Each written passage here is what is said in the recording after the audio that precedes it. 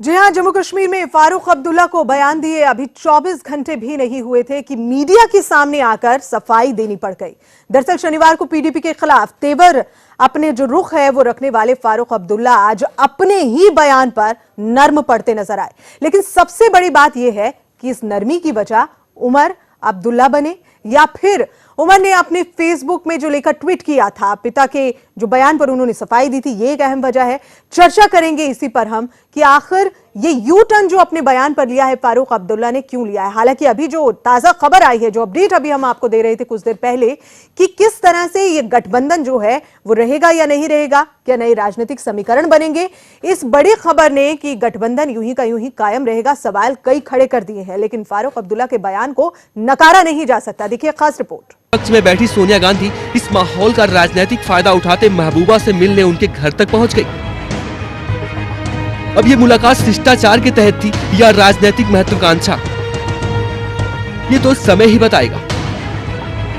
लेकिन महबूबा मुफ्ती के इस खामोशी का फायदा उठाया नेशनल कॉन्फ्रेंस के दिग्गज नेता और जम्मू कश्मीर के पूर्व मुख्यमंत्री फारूक अब्दुल्ला ने। फारूक अब्दुल्ला से जब शनिवार को सवाल किया गया कि उन्हें बीजेपी की ओर से राज्य में गठबंधन सरकार बनाने का प्रस्ताव मिलता है तो उनकी पार्टी का रुख क्या होगा, इस पर उन्होंने कहा कि यदि ऐसा प्रस्ताव आता है तो नेशनल कॉन्फ्रेंस कार्य समिति की बैठक बुलाएगी और इस पर चर्चा करेगी। हमने दरवाजे बंद नहीं किए हैं, हमारे दरवाजे खुले हैं। लेकिन फारूक सिर्फ इतने पर ही नहीं रुके। फारूक ने गवर्नर शासन के लिए बीजेपी की जगह पीडीपी को जिम्मेदार ठहराया। फारूक ने कहा पीडीपी ने अनिश्चितता पैदा की है क्योंकि बीजेपी सरकार बनाने के लिए तैयार है। खुदा जाने पीडीपी क्या सोच रही है, पर पहुंचने से पहले हमें बयान को गंभीरता से सुनना चाहिए। उन्होंने बस इतना कहा कि अगर बीजेपी की तरफ से कोई प्रस्ताव आता है तो वर्किंग कमेटी की मीटिंग बुलाकर चर्चा के बाद ही कोई अंतिम फैसला लिया जाएगा और यह सबसे माकूल बयान है जिसकी अपेक्षा की जाती है। उन्होंने किसी तरह के समर्थन और गठबंधन की बात नहीं कही है और बयान में सिर्फ विचार और चर्चा की बात है। उमर के ट्वीट के बाद बढ़ते हलचल को शांत करने के लिए फारूक को सामने आना पड़ा। फारूक के यू टर्न के बाद ये क्या प्रतिक्रियाएं आएंगी, ये तो समय ही बताएगा। मैंने कभी ये नहीं कहा कि हम बीजेपी के साथ जा रहे हैं, ये क्लियर कीजिए। मैंने कहा कि हुकूमत बनानी चाहिए पीडीपी को और बीजेपी को, क्योंकि इनको मैंडेट है, ये बनाए। जहां तक दूसरा सवाल उन्होंने किया, मैंने उसे कहा कि साहब कोई भी चीज जो है उस पर गौर कर सकती है वर्किंग कमेटी, कोई फैसला हम इस बार पे नहीं कर सकते, मगर हमारे पास मैंडेट नहीं है लोगों का। हम तो सिर्फ 14 या 15 लोग हैं, तो 14-15 लोग हुकूमत नहीं बना सकते। बीजेपी के साथ तो जा सकते हैं क्योंकि उनका नहीं, वो सवाल नहीं है, जाने का सवाल मेरा तक नहीं है। वो तो जब वो सूरत बनेगी, पार्टी जो हाईकमांड है वो देखेगा।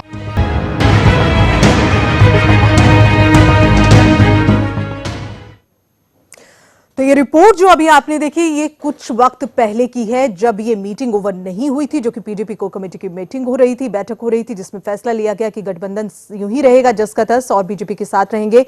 लेकिन सवाल तो कई उठ रहे हैं। सवाल उठ रहे हैं, क्या वाकई बीजेपी और पीडीपी में कुछ ना कुछ असहज था जो ये मुलाकातें दूसरी पार्टियों से हो रही थी? क्या इसकी अहम वजह थी? सवाल कई हैं और उसके सवालों के जो जवाब हैं वही हम तलाशेंगे आज अपनी इस चर्चा में। जो मेहमान मेरे साथ मौजूद हैं इस वक्त, मैं परिचय करा देती हूँ। हमारे साथ मौजूद हैं बीजेपी नेता अशोक सिंह। अशोक जी, स्वागत है आपका। अशोक जी, फिलहाल तो एक राहत की सांस जो है इस वक्त आपने ली होगी, क्योंकि पीडीपी और बीजेपी का गठबंधन जो है वो जस का तस रहेगा। पहली प्रतिक्रिया मैं इस पर चाहूंगी आपसे। देखिए, हम लोग राहत के सांस तो उस समय भी लिए थे जब चुनाव हो रहा था और जो हमारा रिजल्ट आया था, क्योंकि हम लोगों ने ये कभी सपने में नहीं सोचा था कि इतना बड़ा मैंडेट हमको वहाँ मिलेगा, लेकिन वहाँ की जनता ने हमें पसंद किया। और जो जम्मू का क्षेत्र है उसमें स्पष्ट रूप से भारतीय जनता पार्टी जीती और कांग्रेस, एनसी और पीडीपी जो लड़ी, वो श्रीनगर का प्रभाव वाला क्षेत्र है, उसमें पीडीपी का बहुमत मिला। तो निश्चित रूप से जब दोनों का जनमत एक साथ था तो ये हुआ कि भाई चलो सरकार बना जाए। उनकी विचारधारा हमसे नहीं मिल खाती थी, हमारी विचारधारा भी उनसे मिल नहीं खाती थी। फिर भी वहाँ के जमहूरियत के लिए, वहाँ के जनता के लिए, वहाँ के मतदाताओं के मान सम्मान के लिए हम लोगों ने मिलकर गठबंधन किया और उन्होंने भी कुछ अपना समझौता किया, हमने भी कुछ किया और ये उसमें हालात की जरूरत भी था और अच्छी गवर्नमेंट चल भी रही थी। लेकिन अभी इत्तेफाक से मुख्यमंत्री साहब का निधन हो गया, इसके कारण थोड़ा सा लेट हो गया। तो ये जो चहलकदमी अभी पॉलिटिकल जो था वो अभी चल रहा था। लेकिन अशोक जी, क्या आप ये मानते हैं कि ये जो चहलकदमी जिसे आप कह रहे हैं वो कहीं ना कहीं राजनीतिक समीकरण बदल सकती थी? क्योंकि जो मुलाकातें हुई हैं वो यही कह रही थी, और खासकर महबूबा मुफ्ती की जो चुप्पी थी वो भी काफी कुछ बयां कर रही थी। ये मैं चर्चा करूंगी आपसे, लेकिन फिलहाल एक छोटे से ब्रेक के लिए यहां पर रुकना होगा। एक छोटे से ब्रेक ले रहे हैं, जल्द लौटते हैं।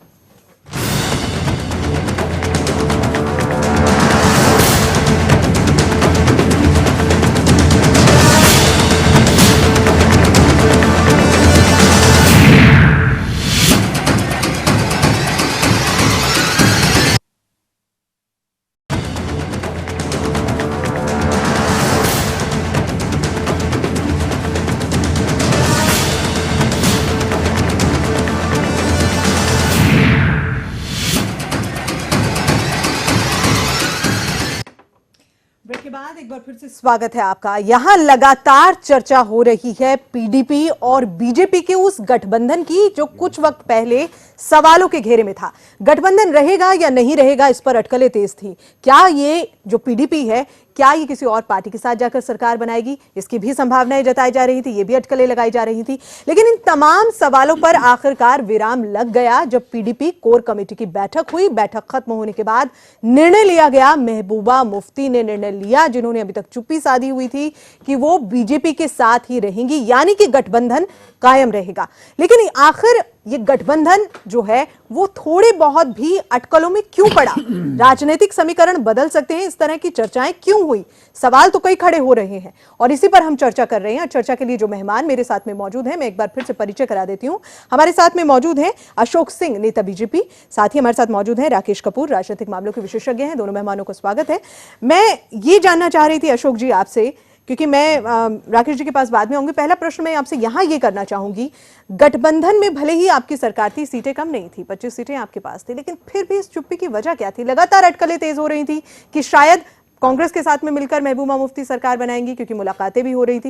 लेकिन बीजेपी की ओर से कोई ठोस, जिसे कह सकते हैं हम, कि कोई भी ऐसा बयान नहीं आया जो ये साबित कर रहा था कि गठबंधन हमारा जस का तस रहेगा, हमें पूर्ण विश्वास है। ये कमी जो है वो आखिर क्यों नजर आ रही? देखिए गीतांजलि, जब मैं अपनी गाड़ी से उतर के आपके स्टूडियो के ऊपर तक आया, यहाँ बैठा जब तक, तो मुझे इसका सूचना भी नहीं है कि उनका बैठक हो गया, क्या निर्णय हुआ। ठीक है, असमंजस की स्थिति में शायद मीडिया में है, लेकिन हम लोगों को ये था कि ये गठबंधन लंबा चलेगा, क्योंकि जब ये गठबंधन बना था तो 1-1.5 महीने तक दोनों पार्टियों में बहुत गहन विचार विमर्श हुआ, चर्चा हुआ। निश्चित रूप से कुछ हमने भी समझौता किया, कुछ उन्होंने भी किया, क्योंकि पॉलिटिकल पार्टी जब राजनीतिक क्षेत्र में आती है, जब परिणाम आते हैं, तो जो मतदाता है उनकी भी भावनाओं का हमको कदर करना पड़ता है। और भारतीय जनता पार्टी ने जम्मू कश्मीर के जो बीजेपी के मतदाता थे, जो बीजेपी के कार्यकर्ता थे, उनकी भावनाओं को एक मुकाम तक ले जाने के लिए, उनके जो डिमांड थे उनको पूरा करने के लिए समझौता किया। और मुझे लगता है कि ये महबूबा जी ने भी सोचा होगा कि उनके पिताजी का राजनीतिक अनुभव बहुत लंबा रहा है, बहुत लंबा जीवन था उनका, ठीक है, और उन्होंने जब निर्णय लिया होगा तो अच्छा लिया होगा, इसलिए महबूबा मुफ्ती जी का भी बिल्कुल निर्णय लिया होगा, अच्छा लिया होगा। और वाकई इसमें कोई दो राय भी नहीं थी। दोनों पार्टियां एक साथ मिली, सरकार बनाई और खुद मुफ्ती मोहम्मद सईद साहब को जो है मुख्यमंत्री बनाया गया। लेकिन उनके जब निधन के बाद महबूबा मुफ्ती की ओर से कोई प्रतिक्रिया तो आनी चाहिए थी, वो तो एकदम चुप्पी साधी हुई थी, उन्होंने कोई भी प्रतिक्रिया नहीं दी, जबकि अटकलों का बाजार गर्म था। लेकिन मैं अब राकेश कपूर जी की ओर रुख करना चाहूंगी। राकेश जी, क्या आप वाकई मानते हैं कि ये जो गठबंधन था ये कहीं ना कहीं खटास में था, या अटकलों में था, या जो अटकलें लग रही थी वो कहीं हद तक सही भी थी? कैसे देख रहे हैं आप? नहीं, आपका मुझे तो लगता है ये सवाल ही जो है अपने आप में उलझा हुआ है। ये कब आया कि ये गठबंधन खतरे में था? मुफ्ती मोहम्मद सईद जब तक जीवित रहे 7 जनवरी तक वही मुख्यमंत्री थे। साफ तौर पे तो कपूर जी नहीं कहा गया कि गठबंधन खतरे में है, लेकिन तमाम बातें तो यही बयान कर रही थी जब सोनिया गांधी पहुंची मुलाकात के लिए, उसके बाद की घटना। लेकिन महबूबा मुफ्ती की चुप्पी को कैसे देख रहे हैं? चलिए इसे हम सवालों से हटाकर देखते हैं। तो आप मुझे बताइए, महबूबा मुफ्ती की चुप्पी का आखिर क्या कारण? भाई ये बात जो है ना, सवाल तो आप कायदे से रखिए ना, जो प्रॉपर पर्सपेक्टिव में सवाल रखिए ना। चलिए आप इसका जवाब दे दें। अरे भाई, ऐसा don't impose anything over me. आप जो है ना, जो वस्तु स्थिति है उससे इधर उधर तो मत जाओ ना। चलिए, हाँ। गठबंधन कभी भी खतरे में नहीं था। प्रश्न क्या आया, मुफ्ती मोहम्मद सईद की मृत्यु के बाद जो बाकायदा महबूबा को पीडीपी ने अपने नेता चुन लिया और वो राज्यपाल से भी मिल ली, इसके बावजूद उन्होंने मुख्यमंत्री पद की शपथ नहीं ली। और शपथ क्यों नहीं ली उन्होंने? इसका बहाना बनाया यहाँ पर आकर के बात होती है कि गठबंधन में कहीं कोई दरार तो नहीं पैदा हो गई। मुफ्ती साहब की मृत्यु के बाद महबूबा मुफ्ती के पीडीपी के नेता चुने जाने, विधायक दल का नेता चुने जाने के बाद उन्होंने जो कहा कि अभी वो गमी में हैं अपने पिता की, इसलिए 2-3 दिन, जब तक 4 दिन पूरे नहीं हो जाएंगे तब तक वो मुख्यमंत्री पद की शपथ नहीं लेंगे। ठीक है। लेकिन जम्मू कश्मीर का ये उदाहरण रहा, जब 7 सितंबर 1982 को शेख मोहम्मद अब्दुल्ला साहब की मुख्यमंत्री के पद पर रहते हुए मृत्यु हुई थी, तो उनके पुत्र डॉक्टर फारूक अब्दुल्ला ने उसी दिन शपथ ग्रहण कर ली थी जब वो नेता चुन लिए गए थे। ठीक है। तो यहाँ पे आकर के ये शक पैदा होता था कि महबूबा कहीं कोई गेम तो नहीं खेल रही। यानी कि मैं वही तो आपसे कह रही थी। आप कुछ और कह रही थी, अभी ये बहस का विषय नहीं है, आप कुछ और कह। अब ये लगता है कि महबूबा कहीं गेम तो नहीं खेल रही थी। जम्मू कश्मीर में जब पीडीपी और बीजेपी के बीच समझौता हुआ, there was a solemn agreement between Mohammad Mufti Sahab and the BJP leader Madhav ji and the BJP national chief Amit Shah के 3-3 साल दोनों पार्टियों के मुख्यमंत्री रहेंगे। पहला अवसर पीडीपी को मिलेगा और बाद के 3 वर्ष जो है वो बीजेपी के नेता को मिलेंगे। ये हुआ था। ये आकर के मुद्दे पर महबूबा कहीं इस शर्त पर समझौता करना चाहती थी, वो इस शर्त से आगे बढ़ना चाहती थी, इसको इधर उधर करना चाहती थी। इस वजह से वहां पर मुख्यमंत्री पद की शपथ लेने में उन्होंने लगातार देर लगाई। लेकिन जो आज, जैसा कि आपने अभी बताया, आपके पास खबर आई कि पीडीपी के बोर्ड की बैठक हुई, उन्होंने तय किया कि महबूबा मुफ्ती मुख्यमंत्री रहेंगी, जिसमें पहले से ही कोई शक नहीं था, और दूसरे बीजेपी के साथ हमारा गठबंधन जारी रहेगा। अब यहाँ ये सवाल पैदा होता है गीतांजलि कि क्या जम्मू कश्मीर में कोई दूसरा विकल्प बन सकता था? नहीं बन सकता था। उसकी वजह उसकी वजह जानिए, उसकी वजह ये है कि नेशनल कॉन्फ्रेंस जो जम्मू कश्मीर की मुख्य पार्टी है, आज भी है, बेशक उसकी सीटें कम हैं, लेकिन वो शुरू से ही आजादी के बाद से नेशनल कॉन्फ्रेंस जम्मू कश्मीर की मुख्य पार्टी रही है। उस पार्टी के विरोध में जो पार्टी प्रमुख रूप से खड़ी हुई है वो पीडीपी है, मुफ्ती मोहम्मद सईद की। तो नेशनल कॉन्फ्रेंस और पीडीपी के आपस में सहयोग की बात खत्म। पीडीपी चूंकि कांग्रेस से ही निकली, मुफ्ती साहब कांग्रेस के अध्यक्ष रहे जम्मू कश्मीर के लंबे अरसे तक, और उन्होंने शेख अब्दुल्ला जैसी शख्सियत को चुनौती दी और वहां पर कांग्रेस को एक विरोधी दल के, एक फॉर्मेडेबल एंड वायबल अपोजिशन उन्होंने बनाए रखा। जब उनका कांग्रेस से भ्रम टूटा तो उन्होंने अपनी अलग पार्टी बनाई। वो तो खैर एक बहरहाल वो एक पूरा सुनिए ना, इसलिए पीडीपी और कांग्रेस का पुराना अनुभव 2002 में देखा गया, वो नहीं चला। पीडीपी वहां से मार खाई हुई थी, वहां उस पर जख्म लिए हुए थे। तो पीडीपी और कांग्रेस की भी गठबंधन, गठजोड़ नहीं संभव था राजनीतिक हालात को देखते हुए। अब आप आइए आप अंकगणित पर, विधानसभा के। विधानसभा में पीडीपी को मिली सीटें 28, बीजेपी को मिली 25, नेशनल कॉन्फ्रेंस को 18, कांग्रेस को 12, लेकिन मत प्रतिशत सबसे अधिक रहा बीजेपी का 23%, उसके बाद 22.2% रहा पीडीपी का। चलिए ये तो आंकड़ा है जो मैं बयां कर रहा है, मैं फिलहाल इस आंकड़े पर नहीं जाना चाहती। एक महत्वपूर्ण बात बताते हैं भाई, तुमको पूरी बात तो सुनो ना। और 18%, 20% रहा नेशनल कॉन्फ्रेंस, 18% रहा कांग्रेस। इन मतों के आंकड़े के अनुसार, इस मत प्रतिशतता के अनुसार बीजेपी सबसे बड़ी पार्टी हुई मत प्राप्त करने के अधिकार पर। इसलिए जो जनता का जो जनादेश आया विधानसभा में, वो आया मिली जुली सरकार के लिए।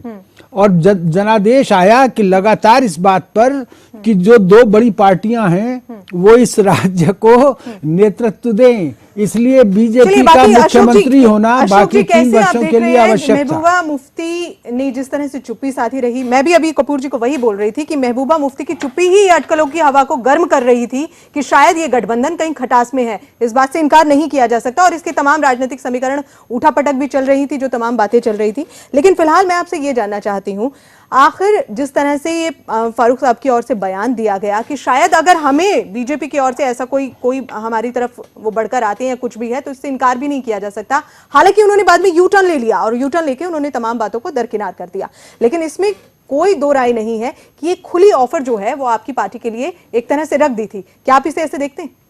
देखिए गीतांजलि, पहली बात तो आप ये समझ लीजिए, क्योंकि मैं यूथ के तरफ से वहां का प्रभारी भी हूँ, मैं चुनाव में भी रहा और जब ये समझौता हुआ उसके पीरियड में भी मैं था। ठीक है। मैं कपूर साहब की एक बात को और बता दूं कि वहां पे समझौता 3-3 साल के लिए नहीं हुआ है। वहां पे पहले ये समझौता हुआ कि 6 साल के लिए वो मुख्यमंत्री रहेंगे, डिप्टी सीएम हमारा रहेगा। ठीक है। ये वहां पे हुआ है शुरू से। वो थोड़ा सा करेक्ट इसलिए किया कि चैनल पे बात कर रहे थे। दूसरी बात हम ये बता रहे हैं कि ये चीजें हो ही नहीं सकती थी, इसलिए नहीं हो सकती थी कि उनकी जो लड़ाई है पीडीपी की एनसी की, जैसे कपूर साहब ने कहा, ये घाटी में है, श्रीनगर में है, ठीक है। और दोनों एक दूसरे से समझौता कर नहीं सकते और पीडीपी और कांग्रेस का पहले का समझौता सफल रहा नहीं है, इसलिए उन दोनों का भी अपना एक अनुभव है। दूसरी बात ये थी कि आज जो इस चुनाव में जो जनादेश मिला है उधर पीडीपी को मिला है, इधर बीजेपी को मिला है। कांग्रेस को और एनसी की जो वर्तमान की सरकार थी, उस समय निवर्तमान सरकार जो थी, वो सरकार को जनता ने नकार दिया। तो उनके साथ अगर हम समझौता करते हैं या पीडीपी समझौता करती है तो ये होगा कि जनता ने जिसको नकारा है उसको हमने सत्ता के लिए तमाम इन अटकलों पर जो है विराम लग गया है। और आपके लिए तो एक बेहतरीन खबर ये जाहिर तौर पर है, खुशी की खबर है कि जो गठबंधन कहीं ना कहीं, हालांकि आप इस बात को अब एक्सेप्ट नहीं कर रहे हैं कि भाई हाँ हमें कभी ऐसा महसूस नहीं हुआ कि शायद गठबंधन में कोई दिक्कत आ सकती है, लेकिन फिलहाल इस बैठक के बाद जो निर्णय आया है कि बीजेपी और पीडीपी का जो गठबंधन है वो जस का तस रहेगा, तो एक बड़ी खबर जरूर है। और तमाम जो अटकलें लग रही थी और कोई विकल्प नहीं था आपके अनुसार, और जो तमाम अटकलें हैं उन पर भी विराम लग गया है। आप दोनों मेहमानों को बहुत बहुत शुक्रिया इस चर्चा में शामिल होने के लिए। तो आखिरकार अब पीडीपी और बीजेपी का गठबंधन बरकरार रहेगा और जो अटकलें जो चल रही थी, राजनीतिक समीकरण बदल सकते हैं, शायद इस तरह की जो अटकलें चल रही थी उन पर फिलहाल अब बिल्कुल पूर्ण विराम लग चुका है। खास पेशकश में इतना ही। आप देखते रहिए सुदर्शन न्यूज। जय हिंद।